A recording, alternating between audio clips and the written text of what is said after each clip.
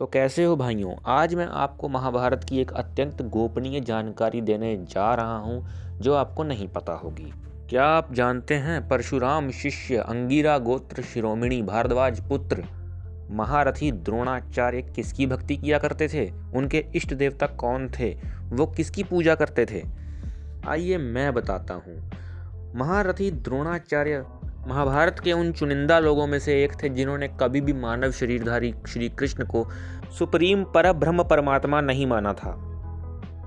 यहाँ तक कि भीष्म, अर्जुन, कर्ण इत्यादि श्री कृष्ण को एक टाइम पर सुप्रीम कह देते हैं, लेकिन द्रोणाचार्य जी जो शस्त्रों से अधिक शास्त्रों में पारंगत थे, वेद वेदांग के ज्ञाता थे, जिनको ज्ञान में देवगुरु बृहस्पति समान भी बोला गया है, उन्होंने अपने जीवन में कभी भी श्री कृष्ण को सबसे सुप्रीम नहीं कहा। जब हम महाभारत में उनके अंतिम समय की तरफ देखते हैं तब हमें यह स्पष्ट होता है कि वह किसके भक्त थे। द्रोणाचार्य जी अपने पुत्र अश्वत्थामा की मृत्यु का समाचार सुनने के बाद अपने सभी अस्त्रों शस्त्रों को रणभूमि में ही फेंक कर अपने रथ के पिछले भाग में जाकर के बैठ गए थे और फिर उन्होंने समाधि ले ली थी। उसके बाद द्रोणाचार्य जी ने योग का आश्रय लेकर ज्योति स्वरूप पर ब्रह्म से अभिनाता अनुभव करते हुए मन ही मन भगवान विष्णु का ध्यान किया था।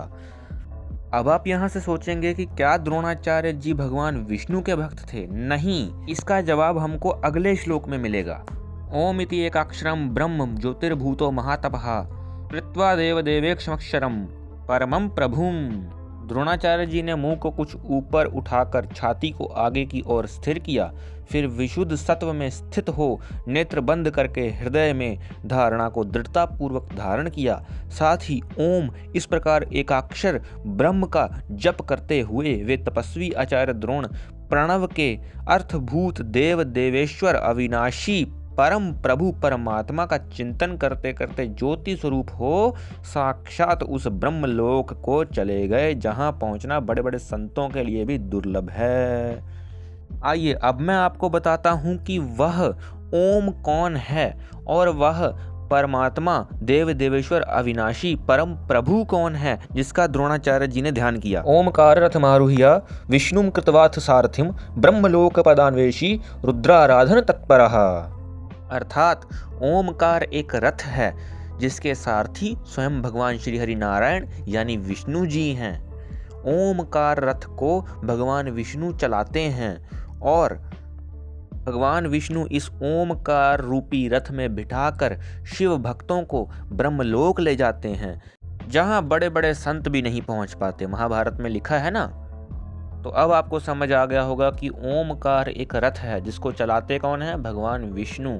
और इस रथ में बैठते कौन है? भगवान शिव के भक्त। और इस श्लोक को अपया दीक्षितार जी ने सूत संहिता और अमृतनाद उपनिषद दोनों से इस श्लोक को कोट भी किया है। अब वैसे तो मैं अद्वैती नहीं हूँ, पर कुछ मंद बुद्धि वैष्णव ये बोलते हैं कि हम पुराणों को नहीं मानते, और साथ ही वो वैष्णव ये भी बोलते हैं कि जो आदि शंकराचार्य को नहीं मानता वो तो हिंदू ही नहीं है।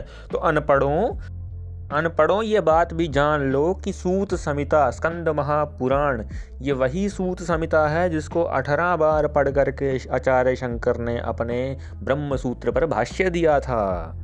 तो इसकी ऑथेंटिसिटी पर सवाल मत उठा देना, वरना वहीं पेल दूंगा। हालांकि मैं अद्वैती नहीं हूँ और शंकराचार्य को मानता भी नहीं हूँ, लेकिन फिर भी for the sake of opposition मेरे को ये रेफरेंस दिखाना पड़ा। अब कई लोग होंगे उनको ब्रह्म और ब्रह्मा में भी अंतर नहीं पता होगा। तो ब्रह्म और ब्रह्मा में अंतर है। ब्रह्म वो ज्योति स्वरूप परमात्मा है जिससे सब कुछ उत्पन्न हुआ है। ब्रह्मा भी उससे ही उत्पन्न हुआ है और वह परमात्मा साक्षात भगवान भूत बावन महादेव हैं। तो ब्रह्म और ब्रह्मा में भी भेद है, ये समझ लीजिए। अब आगे बात कर लेते हैं। यहाँ से तो हमको ये पता चल गया कि द्रोणाचार्य जी एक महान आगम भक्त, एक महान शिव भक्त थे, और ये भी सिद्ध कर दिया है कि शिव भक्तों को, आगम भक्तों को स्वयं श्री हरि नारायण, श्री हरि विष्णु ओमकार रूपी रथ में बिठाकर ब्रह्मलोक ले जाते हैं, जहाँ बड़े बड़े संत भी नहीं पहुँच पाते। तो आशा करता हूँ आपको हमारी आज की यह महाभारत की गूढ़ जानकारी पसंद आई होगी। इसी के साथ मिलेंगे फिर किसी और नई वीडियो में। नमः पार्वती पताय हर हर महादेव, वंदे द्रोणाचार्य।